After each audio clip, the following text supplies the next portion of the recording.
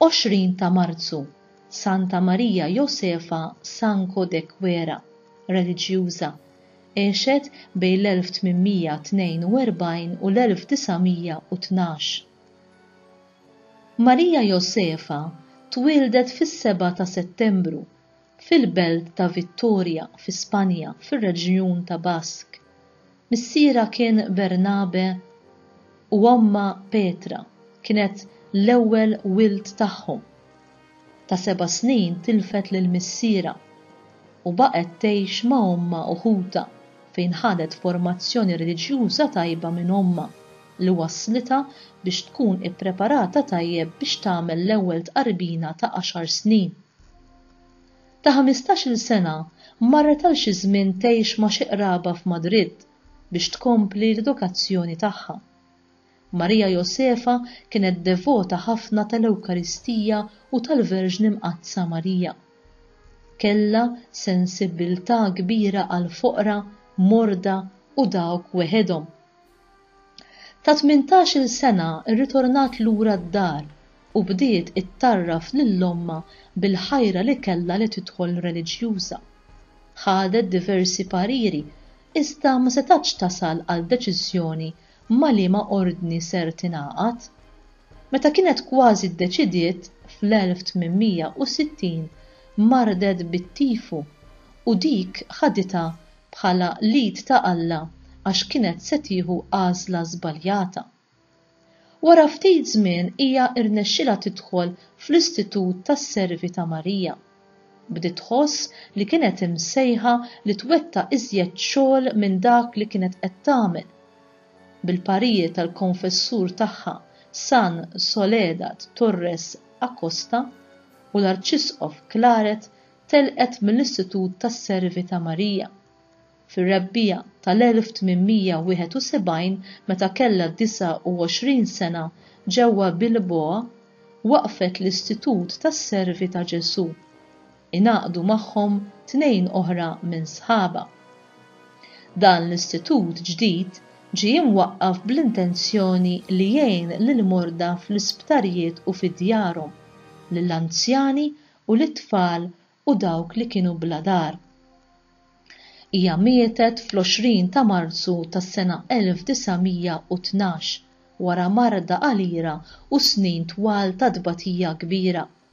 Id-djar tagħha dakinhar kienu jġibu 43 u kellha iżjed minn 1000 soru.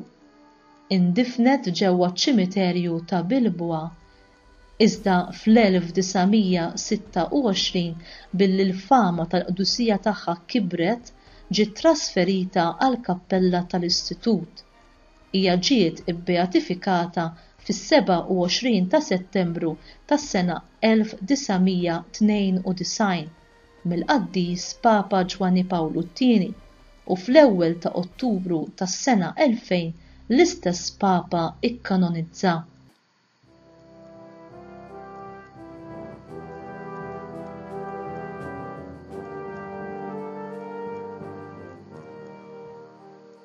Maria Josefa kienet l-ewwel superjura u żammet din il-kariga għal 41 sena.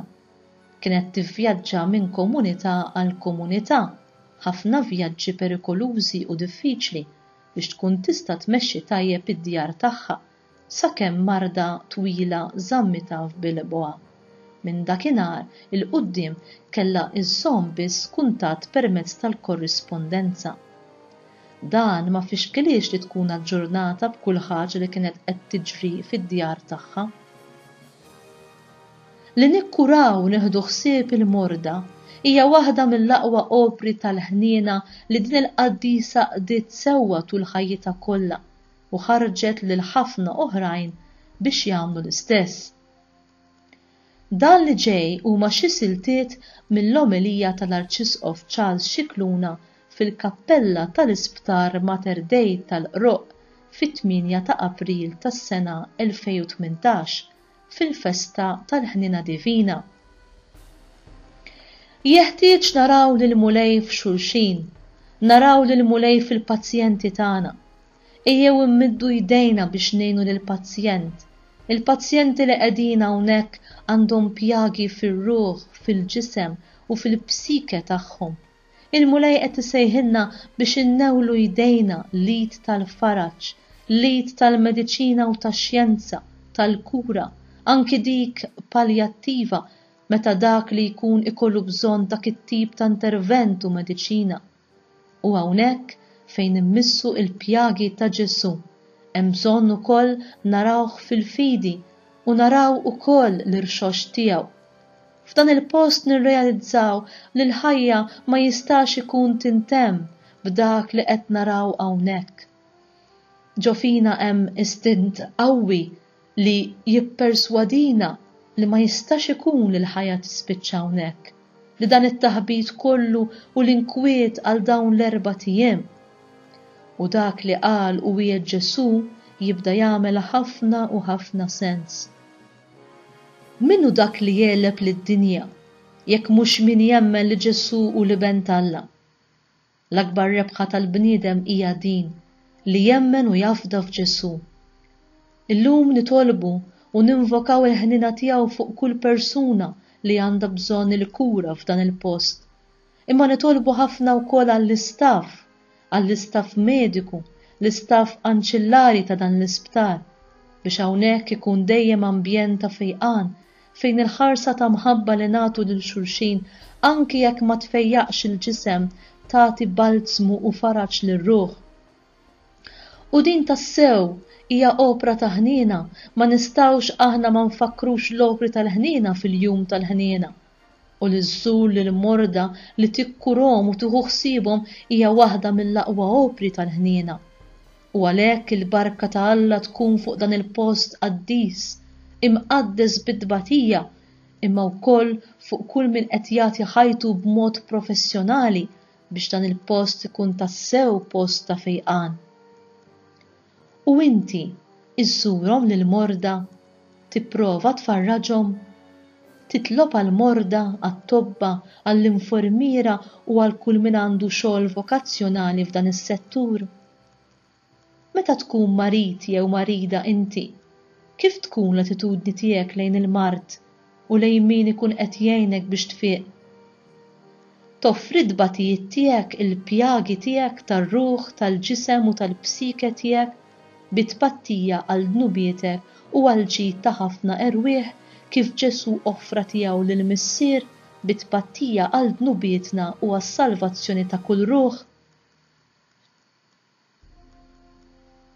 Ejjew nżommu f'moħħna wkoll li la darba Kristu patta għad-dnubiet tagħna, il-veru marit u dak li għadu mhux salvat bid-demm ta' Kristu, dak li għadu jżomm qalbu magħluqa u ma jridx jirċievi l-ħnina divina li teħilsu mill-iskjavitu ta' dnub, u dak li qed iżomm ruħu l-bogħod mis-sagrament tal-qrar u li jkompli jħalli lix-xitan jafsu l-isfel fil-ħama tal-ħażen. Dan hu l-mart serju li jġib il-mewt fina. Ejjew għalhekk nitolbu ħafna għal konverżjoni tal-midinbin ibda minn tagħna.